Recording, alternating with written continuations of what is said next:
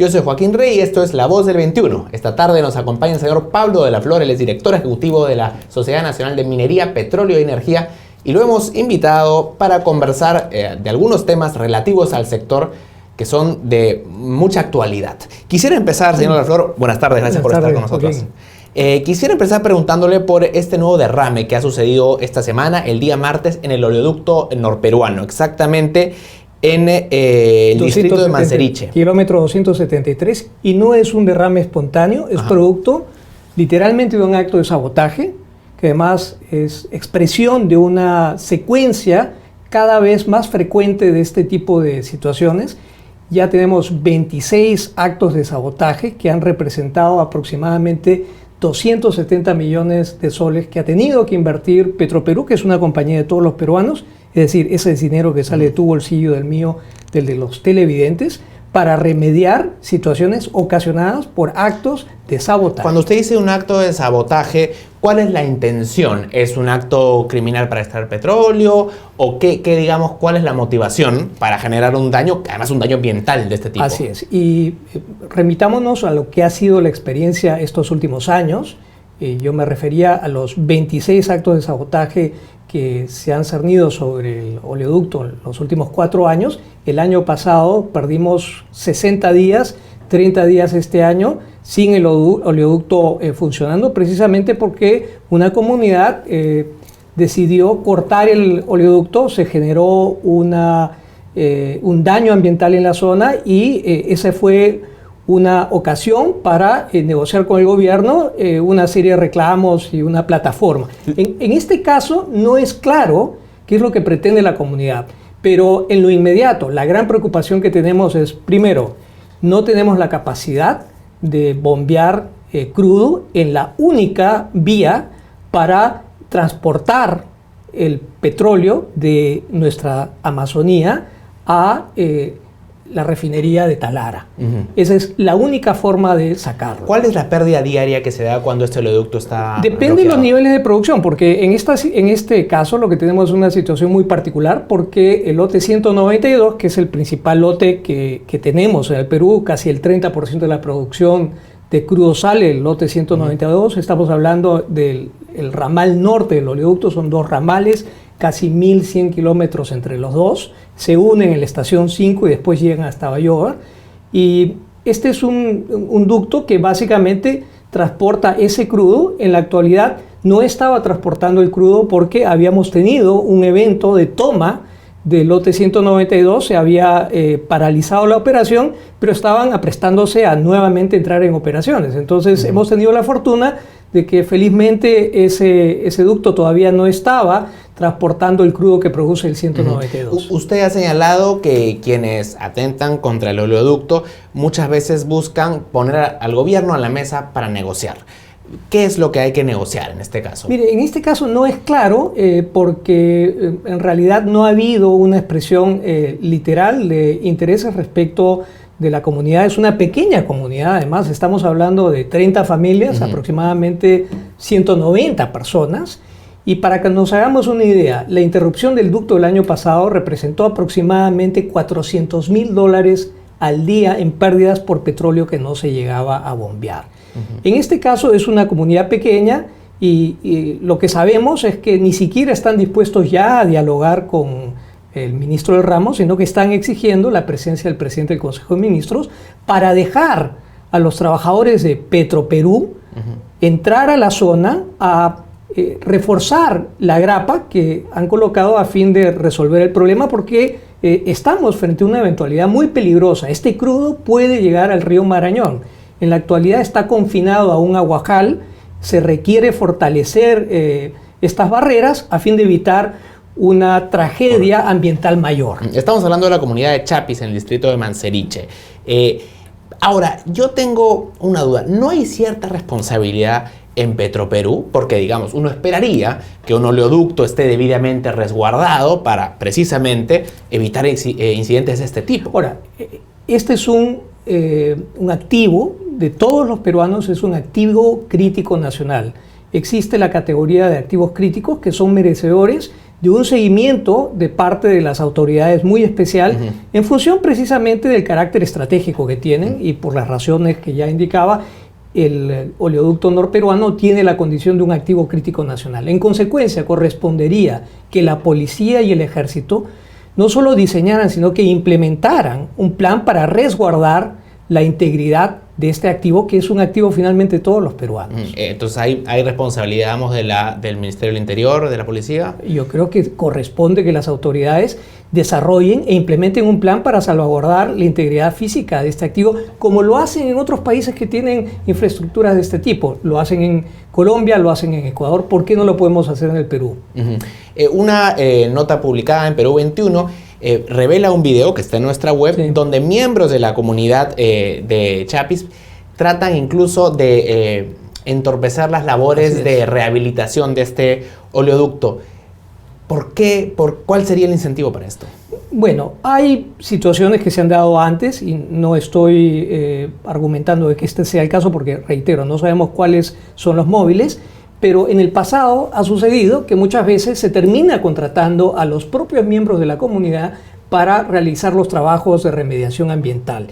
La presidencia anterior subió el jornal de 40 soles a 150 soles al día para los comuneros. ¿La presidencia de Petroperú? Sí, correcto. Entonces ahí lo que tenemos es la generación de un incentivo perverso que lo que hace es poner en marcha estas situaciones tan nefastas, ¿no? Generamos incentivos perversos que hacen que las comunidades, ¿no es cierto?, actúen dentro de la ilegalidad para lograr los fines que podrían resultar legítimos, y me estoy refiriendo a los reclamos respecto de acceso a servicios públicos y demás. Pero el bloqueo de vías, la interrupción del oleoducto y los actos de sabotaje son ilegales. Lo que usted está diciendo en buena cuenta es que hay ciertas personas de la localidad que están produciendo este acto de, digamos, atentar contra el oleoducto para luego ser contratados en su reparación. Eso ha ocurrido en el pasado. Reitero, en esta oportunidad no tenemos todavía suficiente información para saber cuáles son los móviles,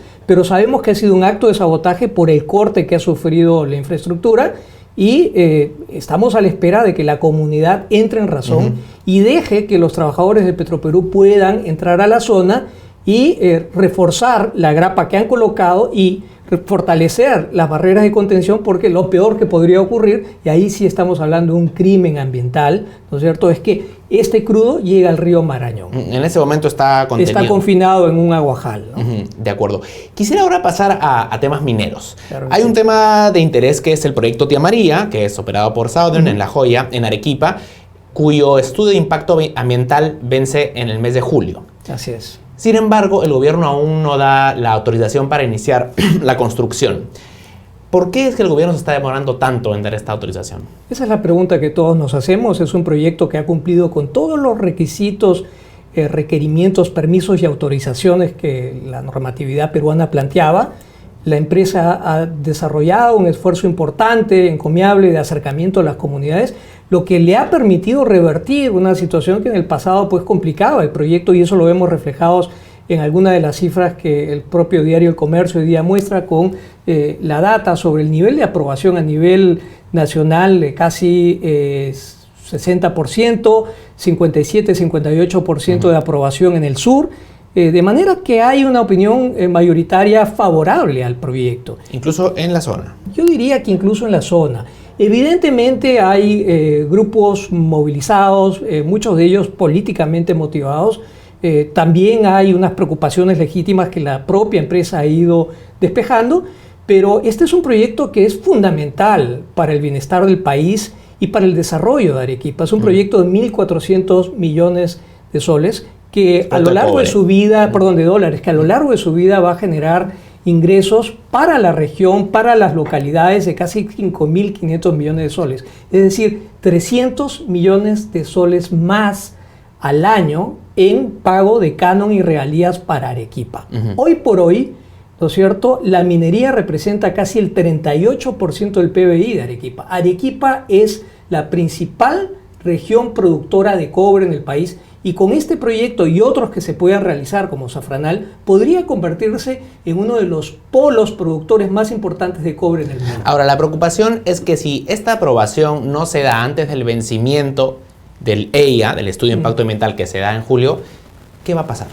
Bueno, volvemos a foja cero. Sería una situación terrible porque además la inversión minera en el Perú se ha paralizado, ¿no es cierto? Se proyectaban inversiones del orden de los 6.000 millones de dólares. Nosotros hemos revisado esa proyección a la baja como consecuencia de la parada que han sufrido varios proyectos. Si Tía María no se realizara, estaríamos hablando de una inversión que está en el orden de los 4.900, 5.100 millones de dólares. Es decir, casi paralizada respecto de los flujos que captamos el año pasado. Entonces, sería una pésima noticia para el país. ¿La responsabilidad de esta parada es del Ejecutivo? Yo creo que el Ejecutivo tiene en este momento la llave para activar este proyecto. Y este proyecto además va a tener la virtud de marcar un punto de inflexión y generar un clima de percepción positiva que haga que otros proyectos ojalá vean la luz del día en el más próximo plazo. Viendo un poco en perspectiva el conflicto de las Bambas, que bueno, por ahora la carretera está liberada, pero siguen las mesas de diálogo. Ayer la ministra del MIDIS, la señora Paola Bustamante, ha estado en la zona. Entonces, es una situación todavía de tensión. ¿Cree usted, calificaría usted como la respuesta del gobierno como una respuesta acertada, positiva? Mire, yo creo que el gobierno debiera ser mucho más propositivo en función de esta necesidad de crear un entorno facilitador de la inversión. Reitero, estamos frente a una situación sumamente complicada por la desaceleración de la economía peruana. Hemos visto que abril ha tenido un crecimiento casi nulo. La inversión minera, que es uno de los principales motores del crecimiento económico peruano, se está apagando y necesitamos realmente un shock de confianza. Necesitamos un shock de confianza que haga que las inversiones comiencen a fluir. Y eso pasa por dar la luz verde a proyectos que ya están listos para implementarse. Tía María es un proyecto que posiblemente podría comenzar a implementarse de manera inmediata y eso significaría pues reactivar la inversión. El Perú no puede darse el lujo de pasar por alto oportunidades como la de Tía María. Hay otro proyecto de la empresa Glencore, Corocohuay, con Espinar, que de acuerdo a lo que ha reportado la Defensoría del Pueblo, la población de la zona está pidiendo un proceso de consulta previa. ¿Hay un riesgo de que surja un nuevo caso de conflictividad en este proyecto? Bueno, ya tenemos estos indicios que son complicados. Además, se está pretendiendo someter a consulta previa una medida administrativa que no es contemplada por la norma, ¿no es cierto? El estudio de impacto ambiental no es objeto de consulta previa. Lo que se está pidiendo es una consulta previa para la realización del estudio de impacto ambiental. Así es, para la aprobación del estudio de impacto ambiental. Y no es lo que corresponde. El estudio de impacto ambiental considera mecanismos de participación ciudadana, son parte integral de las medidas que se van anunciando y que se van estudiando, pero bajo ninguna circunstancia el EIA puede ser sometido pues a una consulta previa. No corresponde, es ilegal, no está en el espíritu de la norma y no se trata de una medida administrativa que sea pasible de ser consultada. Si es que Tía María no inicia su construcción este año, ¿qué podemos esperar el año que viene en términos de crecimiento económico? Bueno, yo creo que la perspectiva se complica. Además, no son tiempos particularmente positivos en términos de lo que está sucediendo en el entorno internacional. Todo lo contrario.